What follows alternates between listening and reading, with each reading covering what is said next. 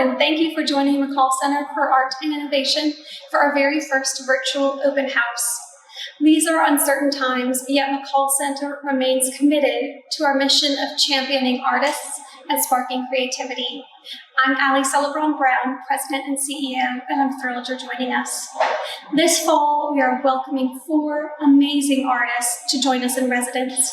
You'll hear from each one soon, and I know you will be inspired by their creativity. In addition to hosting artists this fall, we're thrilled to share that we're holding our very first benefit art sale on October 29th. During the event, new and seasoned art lovers will have a chance to add to their collections while supporting local artists and McColl Center. Tickets for this virtual event start at $50, and works will begin at $250. This is an opportunity to bring new works into your home, connect with other passionate art supporters, and a wide range of artists who may be new to you. To learn more, visit mccollcenter.org/art sale. You'll see a lot more changes in the coming months at McColl Center. During the past few, we've taken this pause as an opportunity to reevaluate and re-envision the organization and our role in Charlotte and beyond. We believe in the value of developing artists in their practices and in their professions through our residency, but also through workshops designed to bolster knowledge on the business of being an artist. We endeavor to support artists by opening our amazing facility to local artists so they can use the shared spaces such as printmaking studio and the woodworking shop. We'll also further develop our youth programs, especially our paid summer internships and middle and high school in-depth arts labs. Artists and art organizations are being challenged in ways we couldn't have imagined, yet they continue to work overtime to bring joy, inspiration, and most of all, hope. I believe in the resiliency of artists and in organizations like McColl Center, and I'm buoyed by the creative shifts happening all around us. If you haven't supported a local artist lately, now's the time. Buy a new piece of work by someone who you admire. And if you haven't supported McColl Center, please consider doing so by making a donation. We've been here for 21 years, and we are excited about the next chapter where we ensure Charlotte is a vibrant creative community in which professional artists thrive. To support us, please visit mccollcenter.org/donate. Thanks, and we look forward to welcoming you back soon.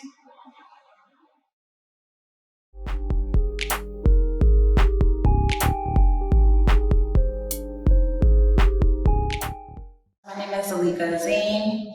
I'm an artist originally based in Brooklyn, New York. My practice spans from photography to installation and sound. So my practice thinks a lot about memory and time. I think when I talk about the delicacy of memory, I'm really thinking about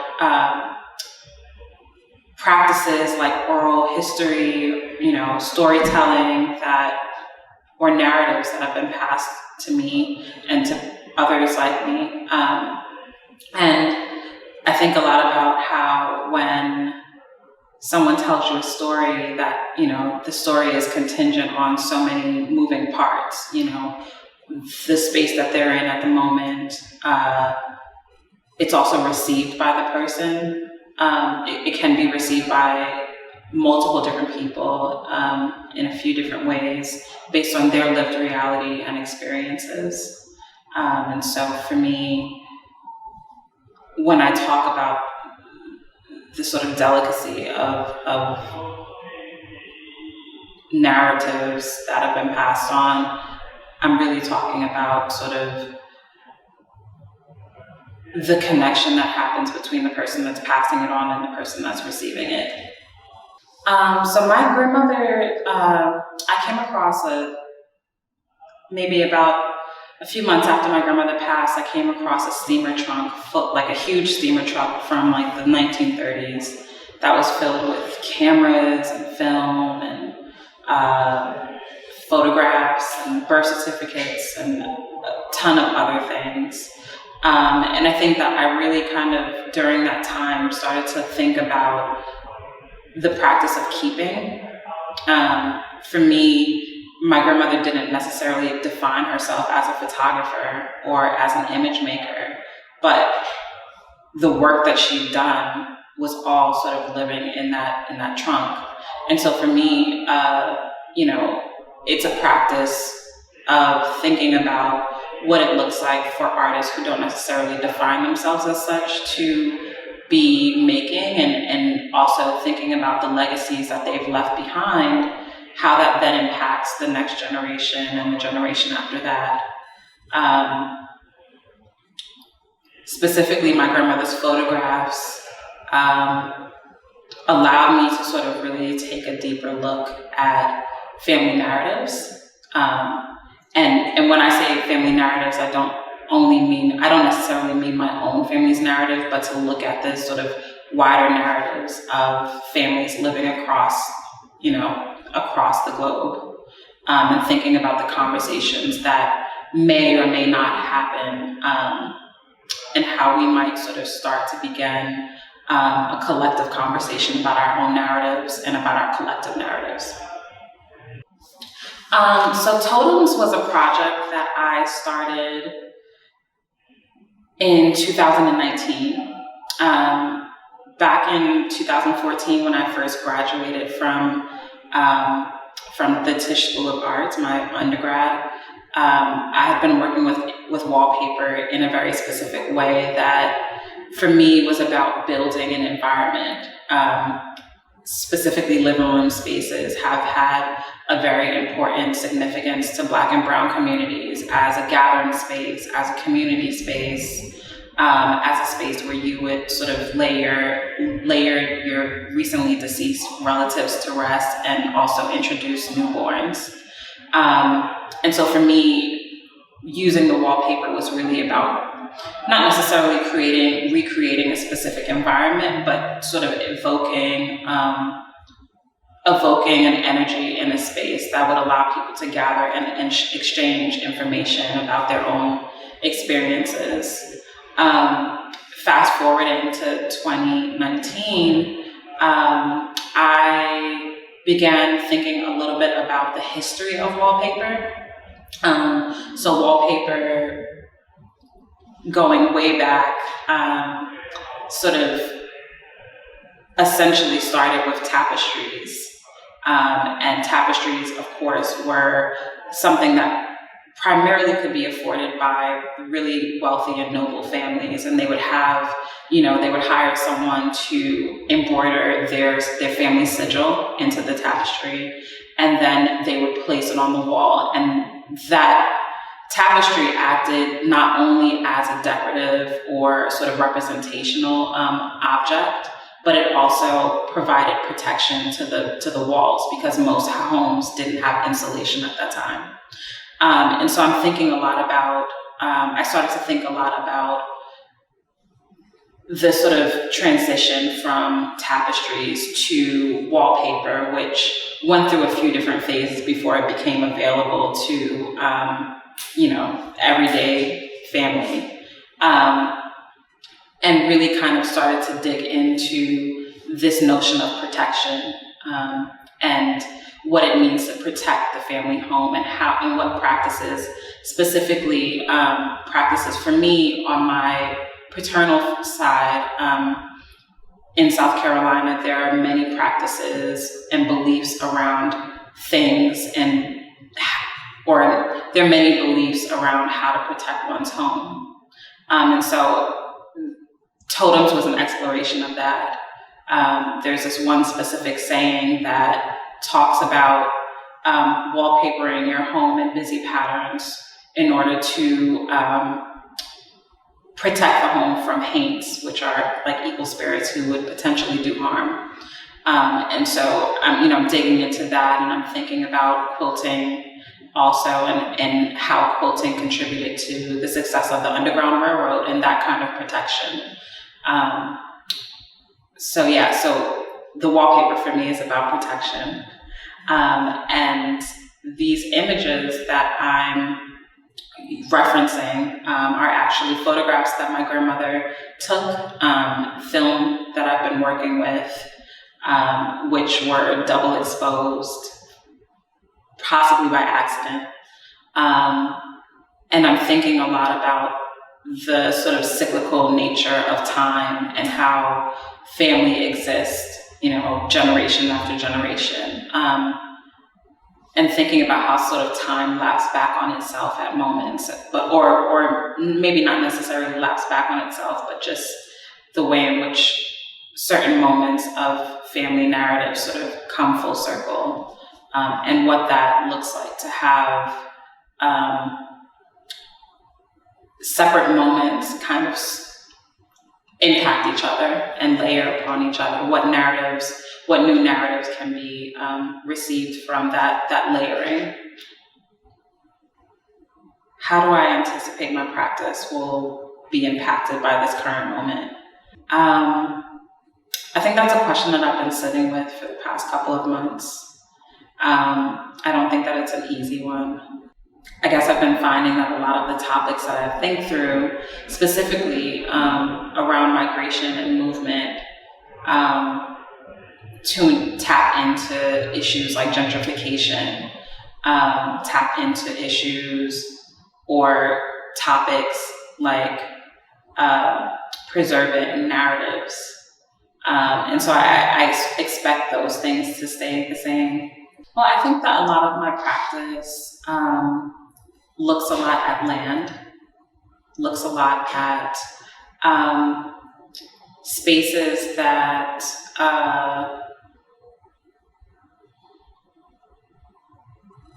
may be impacted or have been impacted. Or specifically, I'm looking at landscapes and thinking about their interactions, not only in the past, but in the present as well as in the future. And so for me, the pandemic has, not necessarily yet, but I anticipate that it will give me more time to be out in the world, in nature, and do that, continue to do that same kind of reflecting and deep searching with the landscape that I've been working towards over the past couple of years. I guess on the flip side, I have been thinking a lot about, the communities that I frequently interact with. And a lot of those communities are intergenerational. And I think that the pandemic, does have some impact on that. Specifically thinking about my elders and wanting to protect them and wanting to keep them safe. Will require me to kind of rethink, hopefully not entirely, but rethink how I interact with them, and how I can keep them safe, and while still making the work that feels that honors their stories. So during this residency, I'm really excited to be expanding my practice to works on paper. I've been experimenting with, I've been doing a lot of experimenting with thinking about movement and thinking about how people move through the world. And so these new works sort of speak to that or think through that. It's a direct contact with those people as they're moving through space. It thinks about the buildup. I wouldn't say necessarily dirt, but it thinks about buildup as a transgressional element. It thinks about, it's an attempt for me to capture some of the slippages that I feel like I sometimes feel with photography. It's a grasp at trying to hold on to time, a sort of maybe sad poetic way of trying to hold on to time. It definitely considers time. I think I'd say it that way more so. It definitely considers time, and it considers the passage of time.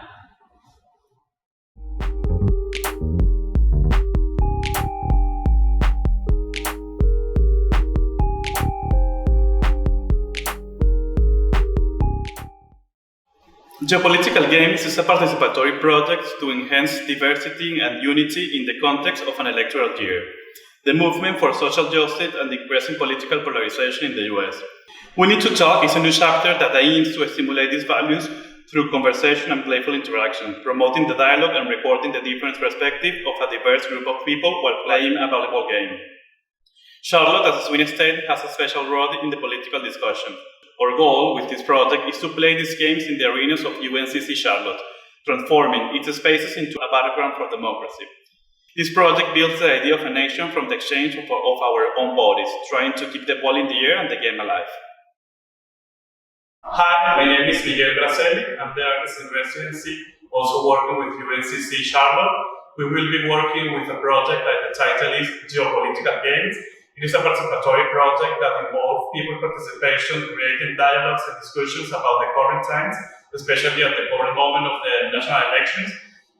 In Geopolitical Games, we develop an exchange, like merging conversation and playful interactions. The idea is to create a database of exchange, merging several perspectives and trying to find democracy as a common goal. I've been working with social fractals and political polarization, and with these projects we would like to create dialogues and conversation. I've been interested in these subjects before, as my condition as a Venezuelan. I've seen how social fractals also can lead to authoritarianism and totalitarianism. So the idea of breaking these concepts just with exchange is something I would like to do with an open project, open to dialogues and conversation between citizens from several perspectives, and try to find democracy as a common goal. The spaces of UNCC will be the scenario for this discussion, also using the arenas normally where sports take place, but in this case it will be the political discussion, also engaging the body in the action. It is as important as the verbal communication, as the engage that we can connect with the body in this exchange, and using the playfulness of the game as a way to connect. Aiming for unity and diversity is a very special topic about this project, and that's the idea of like merging all these perspectives and try to build this connection between democracy and these subjects. I think this is a project that I would like to continue even after the election with any result, because I think this polarization will still exist, and it's something that we will need to deal, and probably it's something that we have need to deal before, and that's for me the urgency of this conversation and this kind of project here, not only in the US, also in the world. For me, it's a great opportunity being here working with UNCC, because it's something that is extremely connected with my own practice. Now I don't see so much difference between my teaching practice and my own practice as an artist. I believe in the idea of education as art, and the artwork, it could be like an educational project. So the idea of me working in these spaces with a student and using the classroom as another place of dialogue and conversation to like feed the project, it will be part of the goal, and it will be also the opportunity to create another kind of research and lab, working with the student not only from art, also from architecture.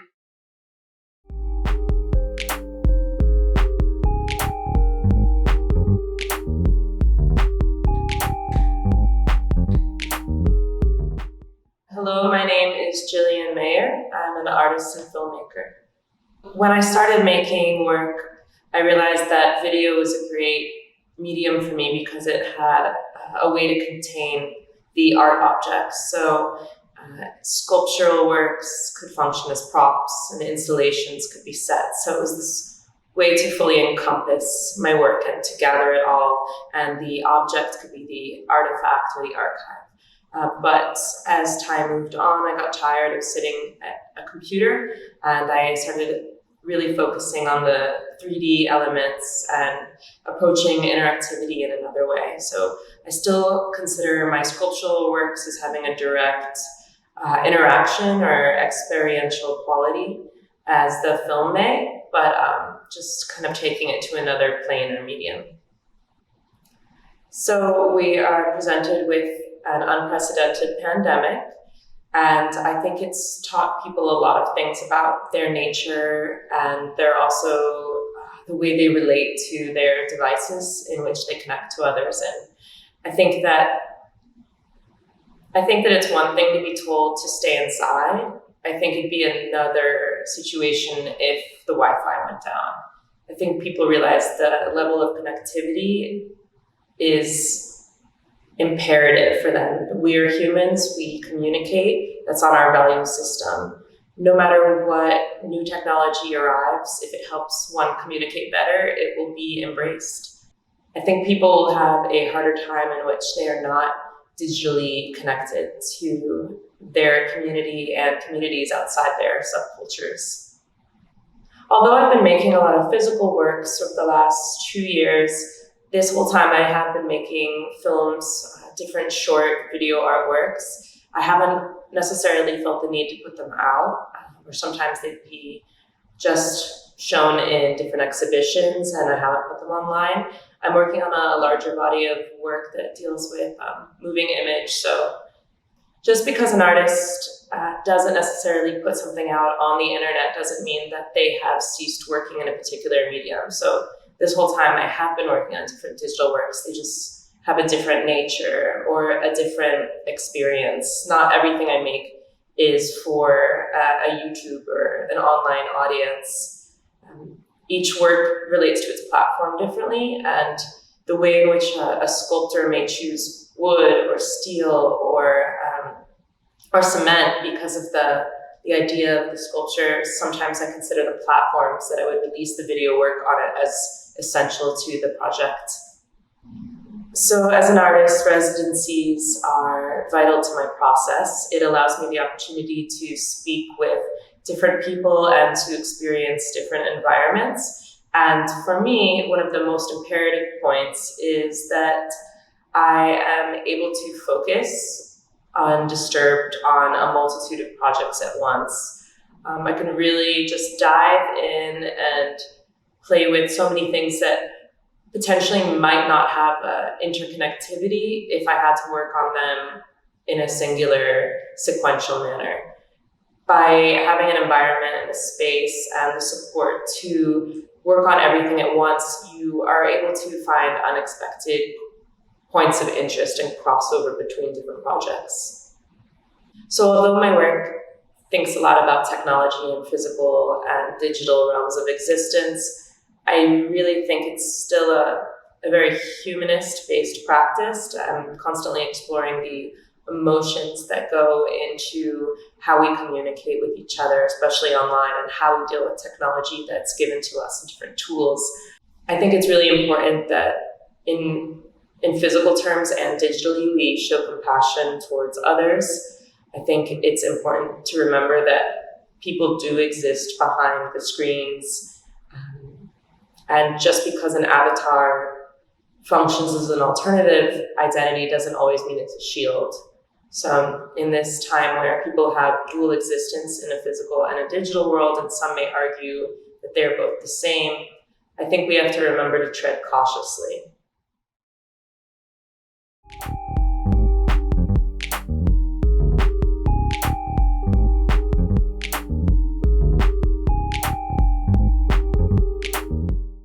My name is Hernan Paganini.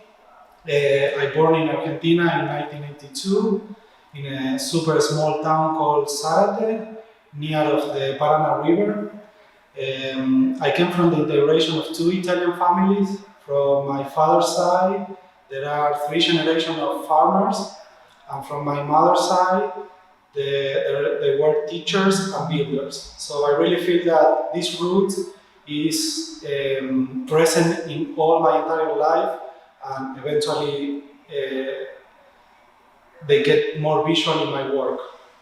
I moved to the USA at the end of 2017, following a love history, and eventually I ended up here.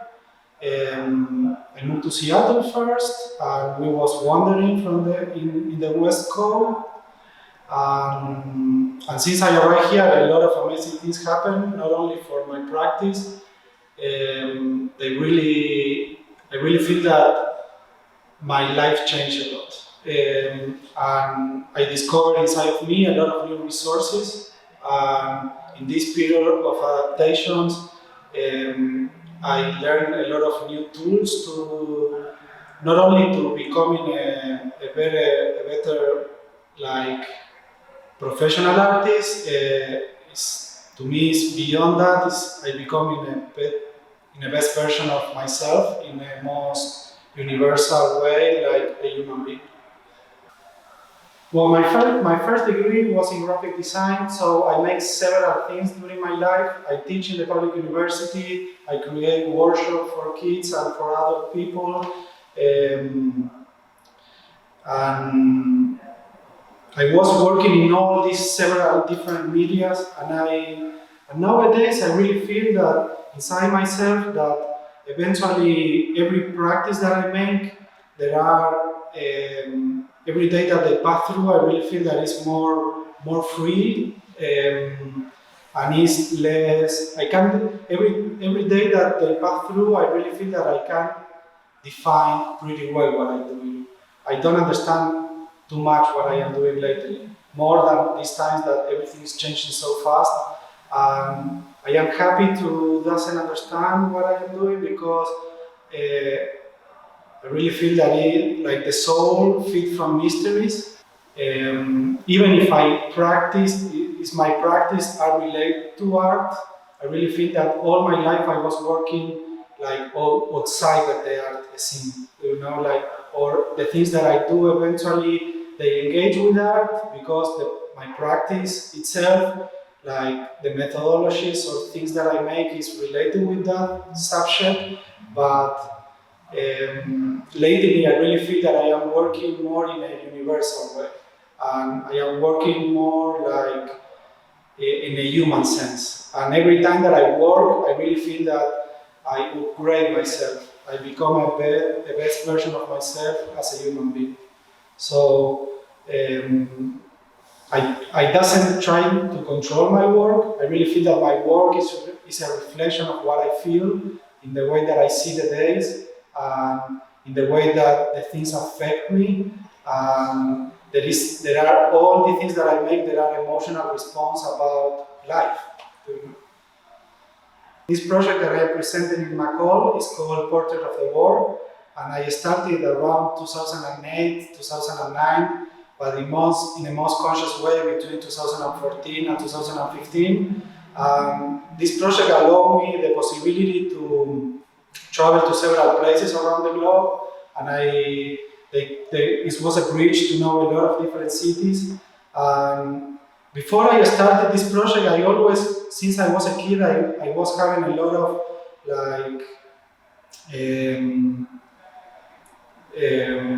I was having a lot of like, how do you say,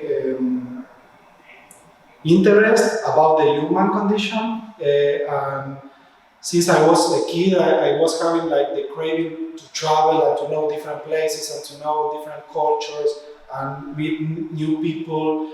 So I really think that in an unconscious way, when I started to work in the project, like a lot of old past like desires, they merged together.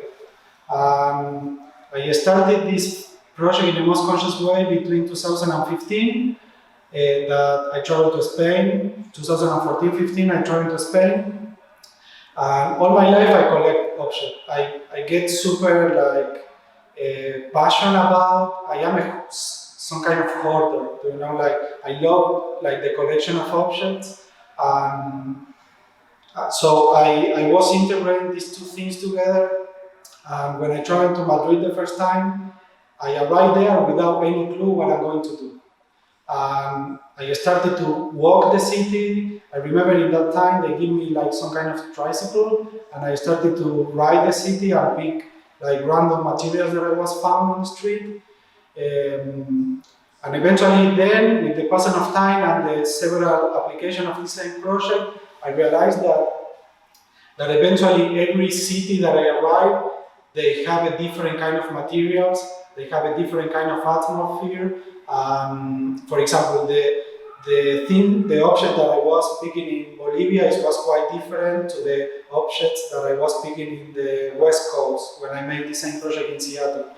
So I always have like some kind of inner relationship with materials as paper or wood, like the base. I always started with this kind of materials. But again, every city have different kind of discard materials, because like the 90% of the times I use discard materials. So this project itself is a laboratory to me. It's an exploration of in the way that this city and the people of this city pass through to me. There are moments that I receive or collect donation of the people that I know.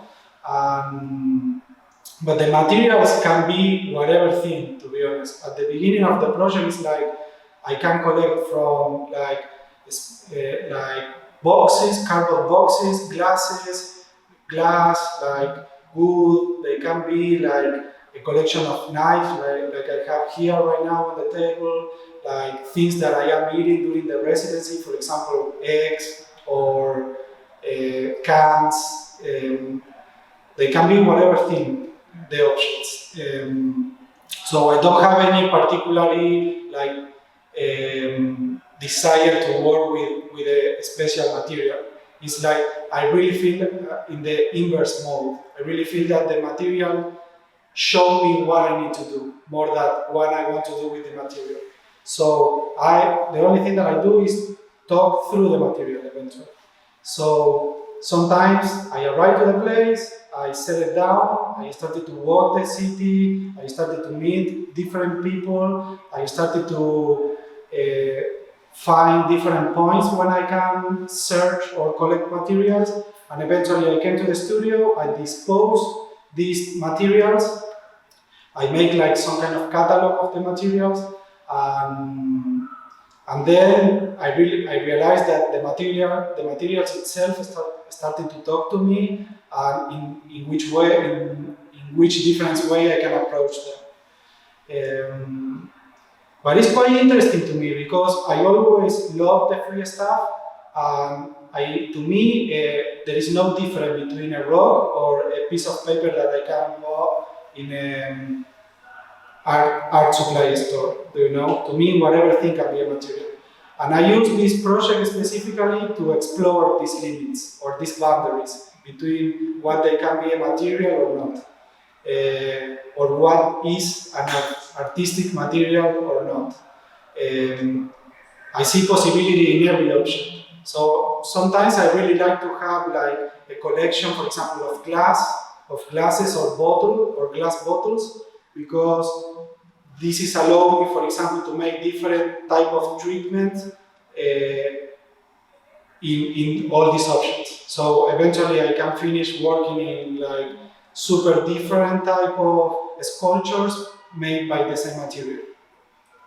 I realized that the discard material talk a lot about the culture of these cities. You know, like in a super unconscious way, I realized that everything that the people discard from their houses, there are the things that they doesn't want to see anymore. There is like, so I realized like I am working sometimes with the unconscious, in the unconscious shadow of the society. Using this material, I realized that I bring like a new life to the objects, and so eventually, even if I am working with a spoon, I realize that I am working with the spoon that I found, for example, in Charlotte. Do you know? And I really feel that you can find some kind of qualities or particularity that is a completely different thing than the object that I can find, for example, in Bolivia. And the way that I found this material is completely different, because in Bolivia, for example, I was like walking through the streets, and there all the trash is putting all together, so I need to like make the work of split the things, to collect the objects. And the last year I have the possibility to make the same project in Recology, that they give me access during 5 months to the North Transfer Station in Seattle. So I was in front of a massive mountain of recycling materials. The approach to this experience was a completely other thing. You know, like, and I am open, and I realized that all this process, they really changed myself. For example, the approach that you have, like walking during, like in a city, picking things is a completely different thing than being in front of a, like 5 tons of trash. So this emotional sensation that I have, eventually I try to, there are a lot of unconscious intention that eventually I apply to the object when I am working. I realized that the collage is present in all my body of work. I really feel that the collage tends to be like the end of the things, or beyond to be a technique. I really feel it's more a resource to me, because even if I am working with discard material or with paper or with found paper or with cardboard, I realize that everything that I do is a collage. And what I do with the collage is like I always try to make exercise to integrate the difference, to integrate things that eventually come from a completely other different universe. Do you know? And I realize that, or at least I try in a most utopic way to connect these things that they come from a completely different universe.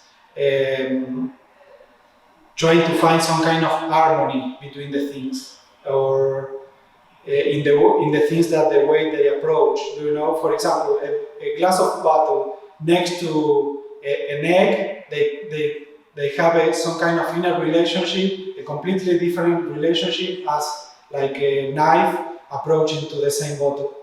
They have a different meaning. So, answer that. I really feel that my collage eventually and my work, they fit from life. I use life to work. I get inspiration from life. Everything that they happen to me, they affect me in some way that eventually they change not only myself, they really change the way that I work or my atmosphere. You know, like, I really feel that the collage is more like a resource that I use to find a way to merge all this quantity of information that is around us. Nowadays, there are so many quantity of information, there are so much pollution of information. So the way that I collect the things or the materials is more using my intuition, you know? Like I collect the materials that take my attention for the texture, for the color, just because this day I was walking, for example, the other day I couldn't sleep at all, and I started to walk through the neighborhood, and I found this nest. I was walking around 4 a.m., do you know? I was walking there, and I saw on the floor, and I saw this nest, and I said, okay, I need to take it with me. There is something about this nest that is talking about something that I even, if I can understand, I need to take it with me. Because eventually, maybe, I don't know, I'm going to understand in the future, or maybe I'm not going to understand never, ever. But, so I have like some kind of emotional connection with these objects that I pick. When I was a kid, I used to pick a lot of random things and I put it inside boxes because I used to love to go there and see them. For example, I have a massive collection of rocks with my wife that we have there only to see them. And it's really give me pleasure to see this rock. And they connect me with the emotional moment that I was collecting this rock. So eventually every object to me have like some kind of memory. It's like some kind of diary at some point.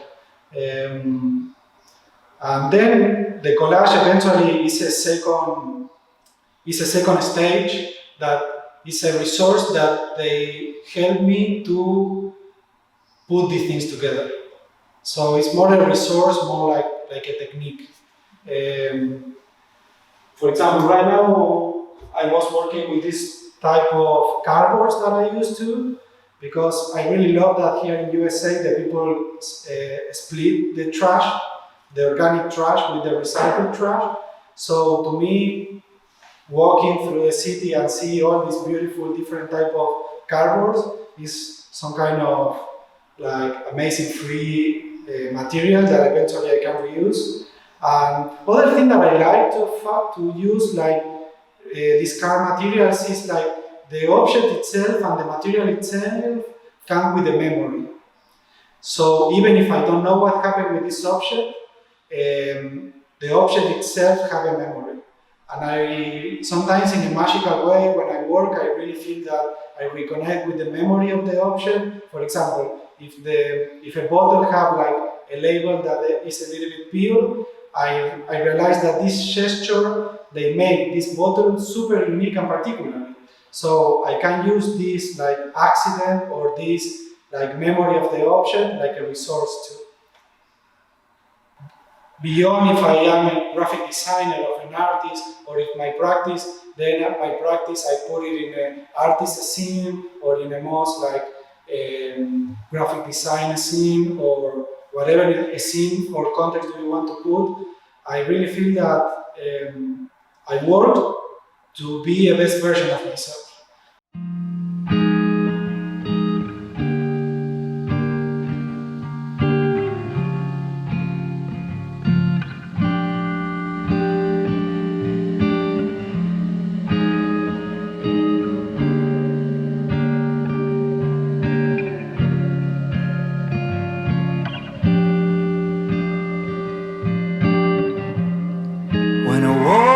This morning, something was different. The stories trending on my feed seem positive. Ice caps refreezing, war ending across our planet. All pronouns and races granted equal payment. Isn't that good news? I almost forgot what it felt like to. Here's some good news, not fake news, not bad news, or existential blues. Weapons disarming in mass. It's never been safer to go to class. No more fear mongering. We can heave a big sigh of relief.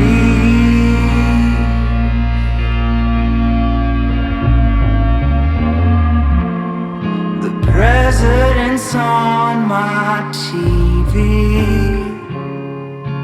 telling the nation he's so sorry. A total 180.